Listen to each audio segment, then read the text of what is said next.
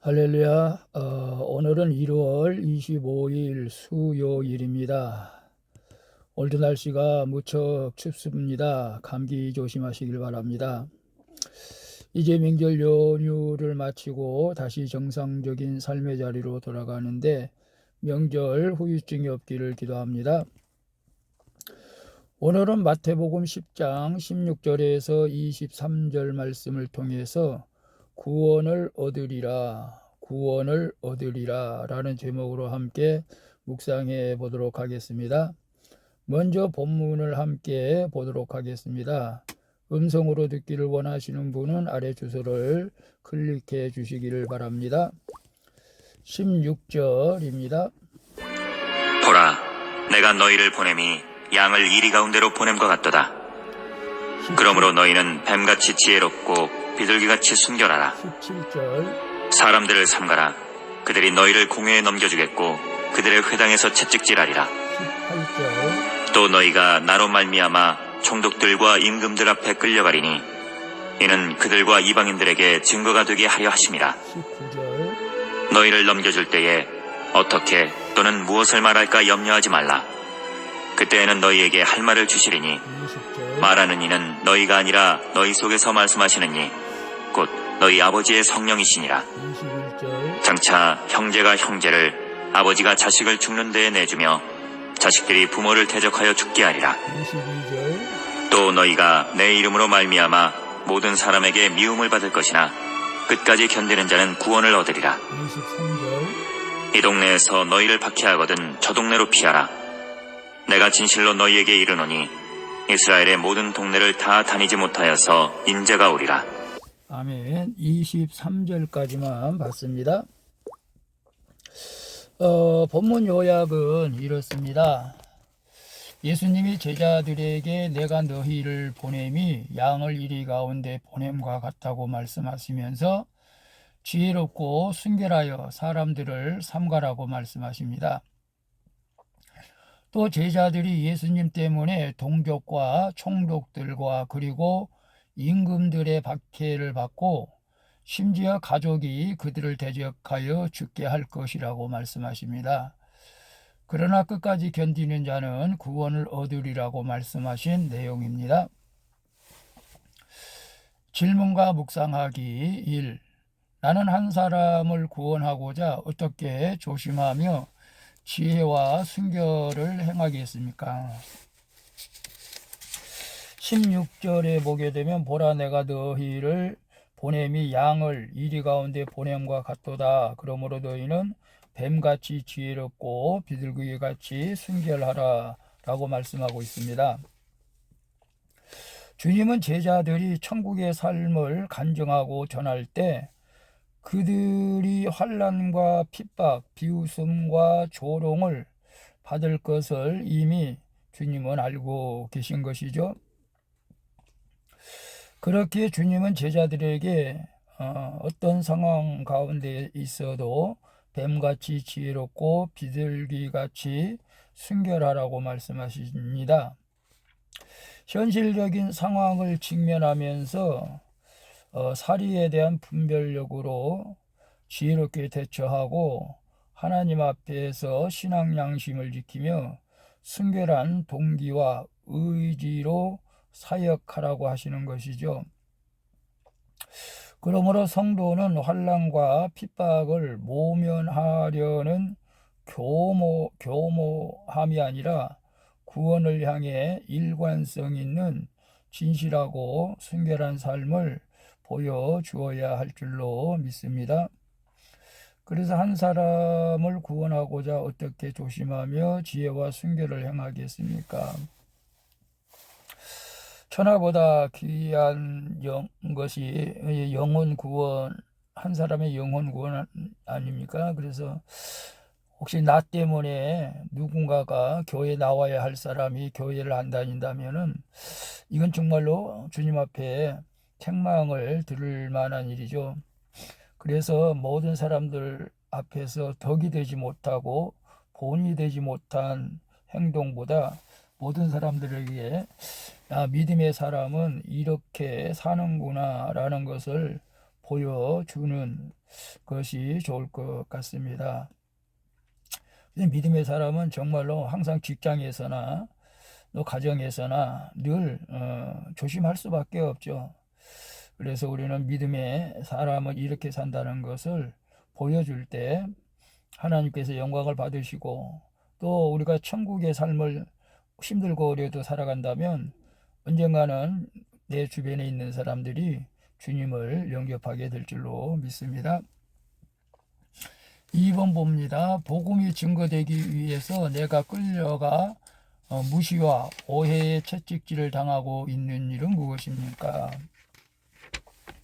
17절 18절에 보게 되면 사람들을 삼가라. 그들이 너희를 공회에 넘겨주겠고 그들의 회당에서 채찍질하리라. 또 너희가 나로 말미암아 총독들과 임금들 앞에 끌려가리니 이는 그들과 이방인들에게 증거가 되게 하려 하심이라. 예수님이 사람들을 삼가라고 말씀하시죠. 이해 타산과 욕심 때문에 사람을 분별하지 못하면 혹독한 훈련을 받게 됩니다. 그러나 이때가 복음을 전할 때죠. 사람 총독들과 임금들 앞에 끌려가야 이를 지켜본 이방인들에게 복음이 증거되는 것입니다. 이처럼 돈 많고 권력 있는 사람, 엄격한 집안의 어른이 예수님 때문에 나를 핍박한다면 복음 전파가 이미 시작된 것인 줄로 믿습니다. 또한 성령이 내 안에 충만할 때 주께서 할 말을 주시기에 어떻게 무엇을 말할지 염려하지 말고 우리는 담대하게 외치고 전해야 할 줄로 믿습니다. 그래서 복음이 증거되기 위해서 내가 끌려가 무시와 오해와 채찍질을 당하고 있는 일은 무엇입니까?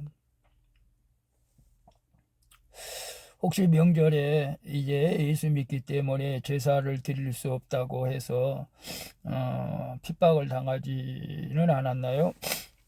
남들은 다 제사 지내는데 절을 하는데 예수 믿기 때문에 절을 하지 못해서 핍박을 당한 분들도 혹 있을 수가 있죠.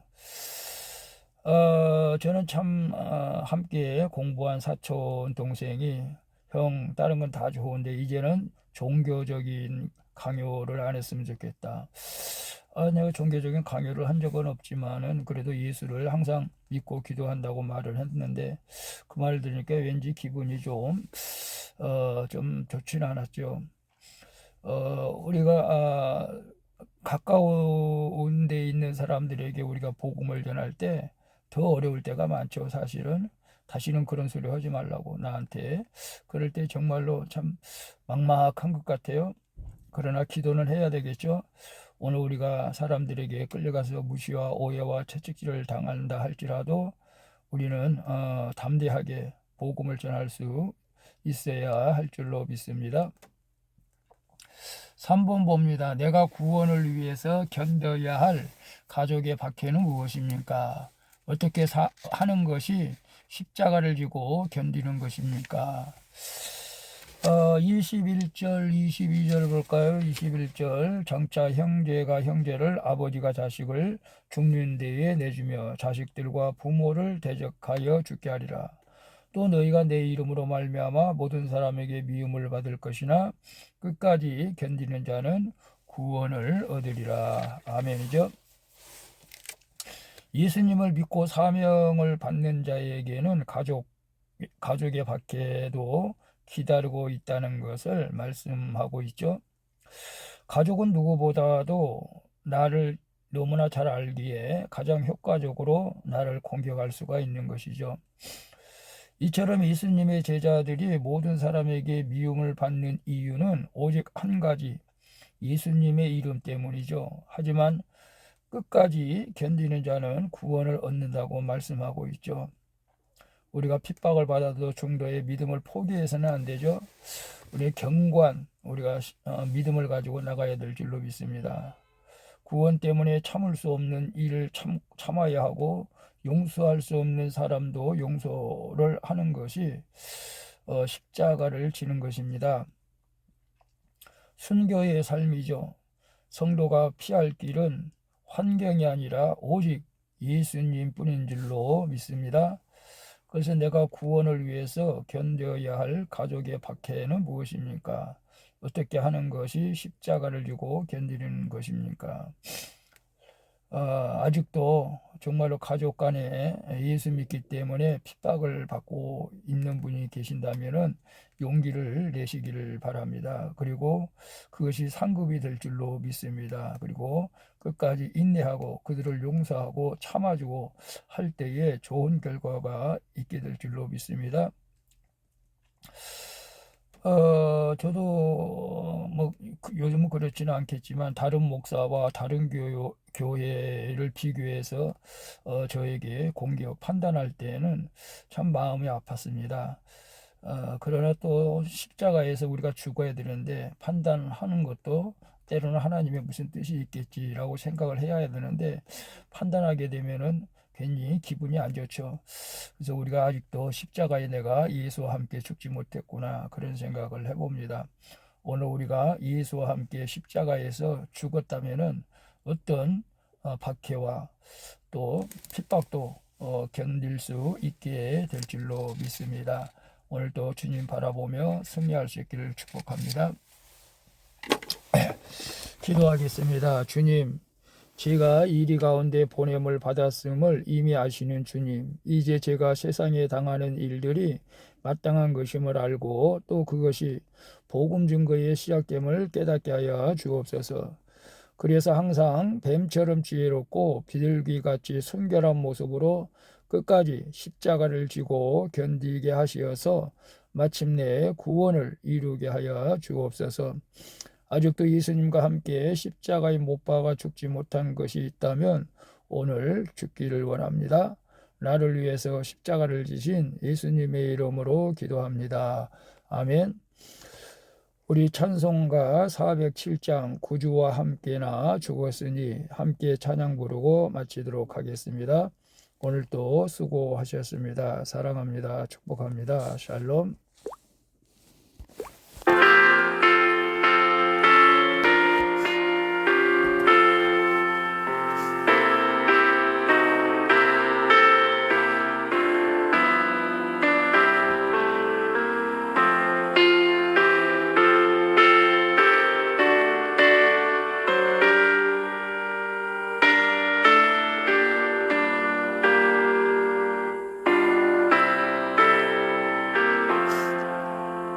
구주와 함께 나 죽었으니 구주와 함께 나 살았도다. 영광의 그날에 이르도록 언제나 주만 바라봅니다. 언제나 주는 날 사랑하사 언제나 새 생명 주시나니 영광의 그날에 이르도록 언제나 주만 바라봅니다. 마음속에 시험을 받을 때와 무거운 근심이 있을 때에 주께서 그때도 같이 하사 언제나 나를 도와주시네.